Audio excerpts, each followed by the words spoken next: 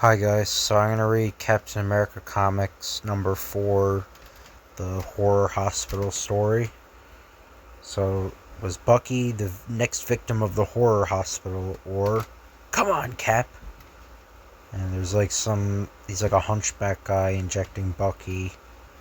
There's like a Nazi shooting at Captain America, and there's this monster coming out of the thing. But Captain America in horror hospital. What was the sinister secret behind the inhuman screams which came from this desolate darkness of Dr. Grimm's sanitarium on the hill? I should have probably made this one the Halloween special because it's actually scary. High in a lonely tower room of an old building, sinister plots are being hatched in this twisted scientific brain of a madman. I must be patient in a few more hours. My experiment will be completed, and Goro will strike terror into the hearts of those who defy me. Well, Goro, it's almost time for your meal. You shall eat hearty tonight, my pet. Ah, ah, ah, ah, ah. Meanwhile, Private Steve Rogers and his young pal Bucky are off to see a movie when on leave from camp. I hope it's not a gangster picture. Guns and shooting make me nervous. Ah, cut it out, Steve. As our heroes approach the movie theater, Bedlam breaks loose as two thugs with guns, still smoking, attempt to get away after looting the cash box. Help! Police! Robbers! Murder! Help! Split seconds witness the changing of Steve Rogers into Captain America, the daring nemesis of crime. Come on, slowpoke. He who takes too long to put mask on is surprised to find crook gone. Check. As the armed thieves near the alleyway. What's your hurry? You're not going anywhere. The twin tornadoes swing at action. Take that, wise guy. Spring. Hey, cut that out. Nail him, Chuck. Oof. Waltz him around again, Willie. Here's a present for you, babyface. Ow! Bucky, meanwhile, finds his opponent a treacherous customer. Blackjack a kid, will ya? Captain America returns to his stricken buddy. Bucky, speak to me, kid. Quickly dressing himself and Bucky in their army uniforms, Steve Rogers hails a taxi. Hey, taxi! Drive to the nearest hospital. Okay, bud, the Grimm Private Hospital. It's straight up Glen Road. Later. This is it, soldier. I hope the kid's alright. Thanks, driver.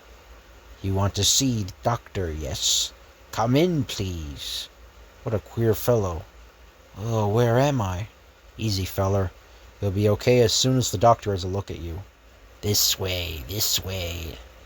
Steve Rogers and Bucky are ushered into the office of Dr. Grimm. Come in, gentlemen. I'm Dr. Grimm. Lom, help the boy to a chair. I'm Steve Rogers, and this is Bucky Barnes. He hurt his head in a fall. The boy's been badly shaken up. I suggest that he stay here a few days until he recovers. I see, Doctor. I hope he'll be alright. This is such a quiet, lonely place. I don't know why Captain America isn't questioning.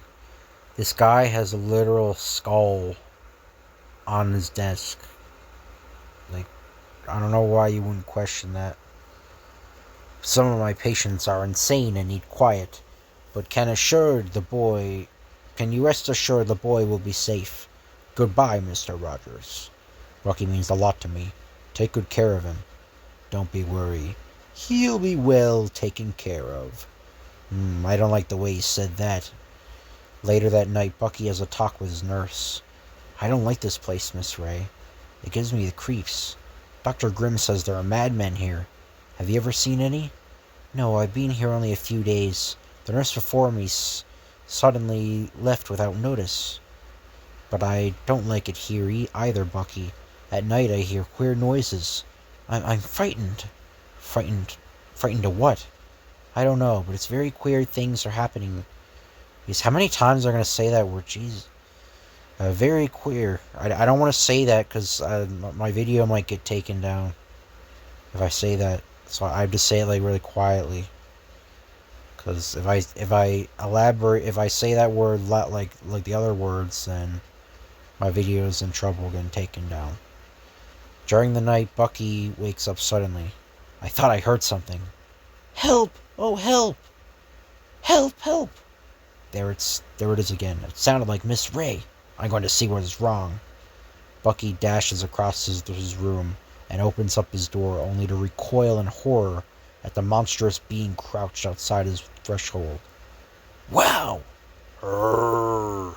Jeepers creepers. Who does he belong to? There you are, Egan. Mustn't break away from your leash, you know. Urgh.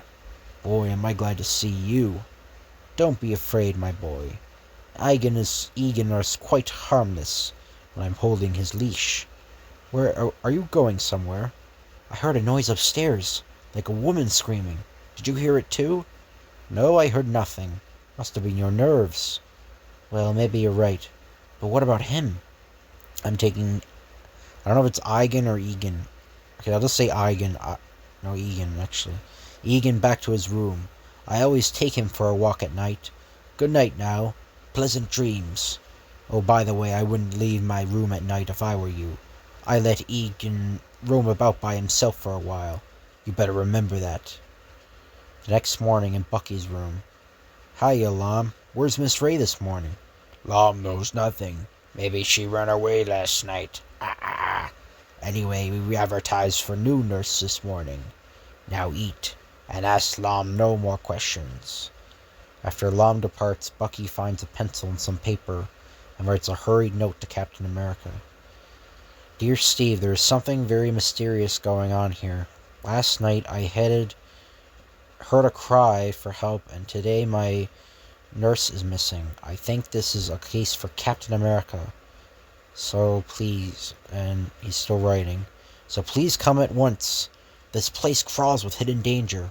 Your pal Bucky. Captain America, is it?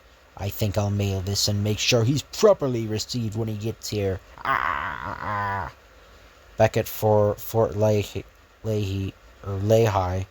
Steve Rogers is also having his share of trouble, though not as serious. But I tell you, Sarge, I didn't put those frogs in your bed, honest.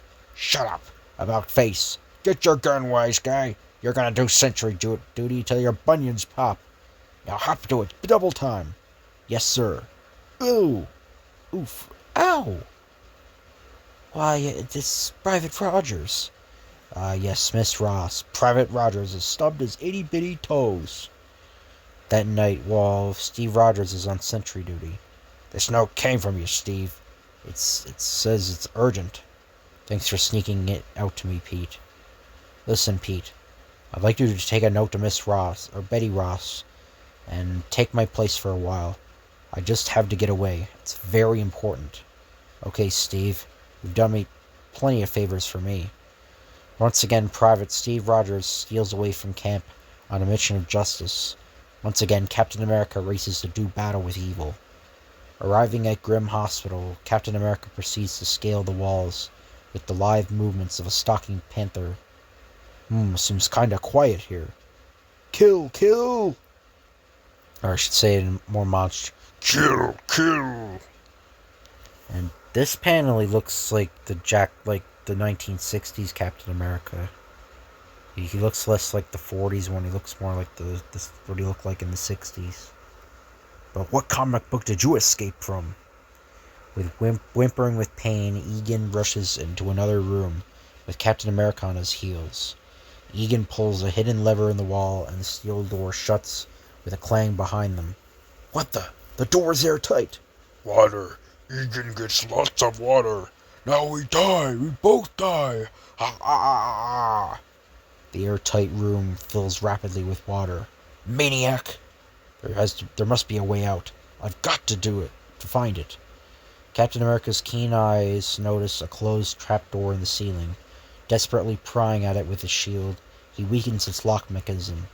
Exerting every ounce of his strength, Captain America lunges upward, smashing through the splintering trapdoor. Woo, I'll never be able to look at a drop of water in the face again.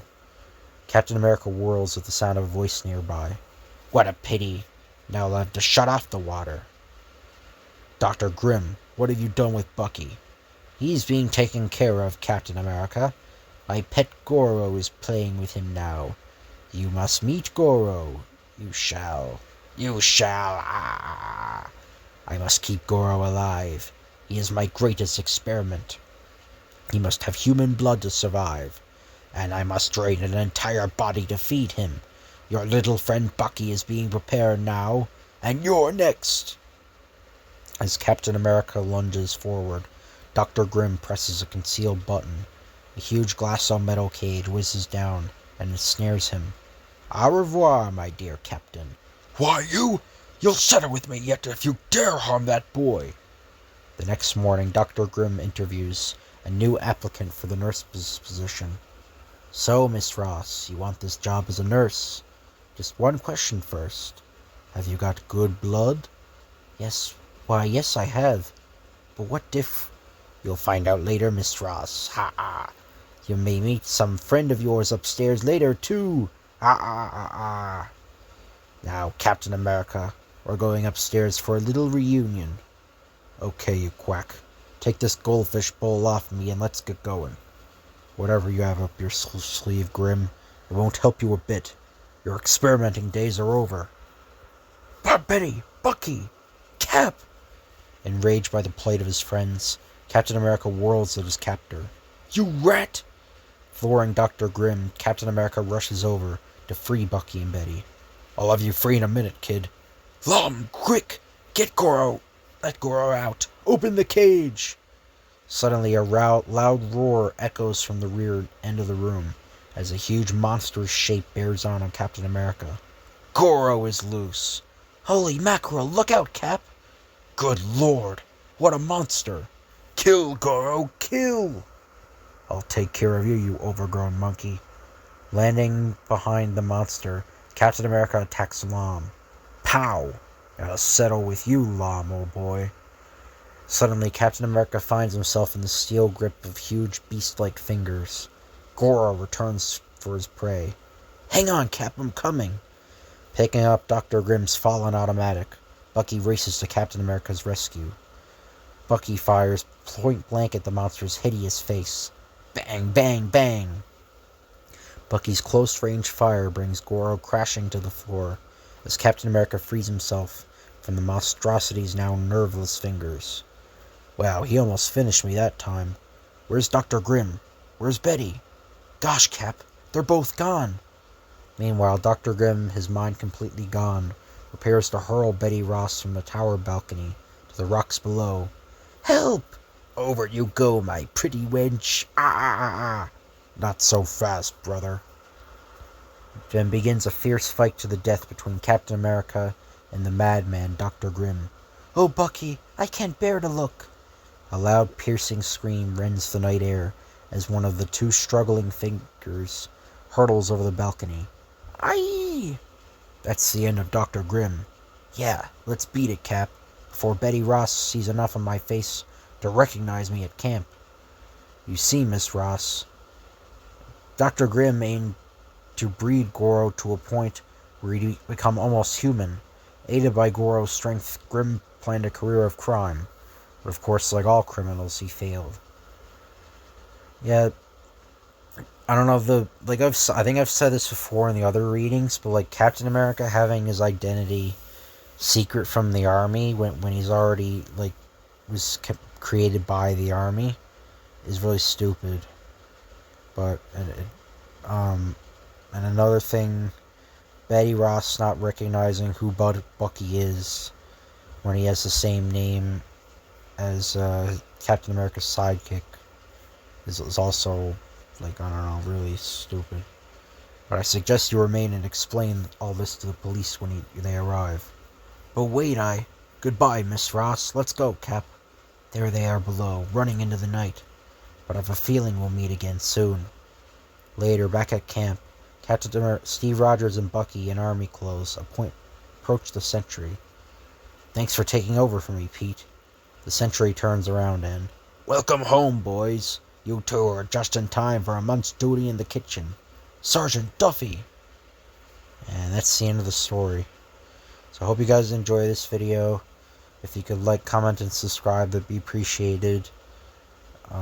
Thank you for watching, and I'll see you guys later.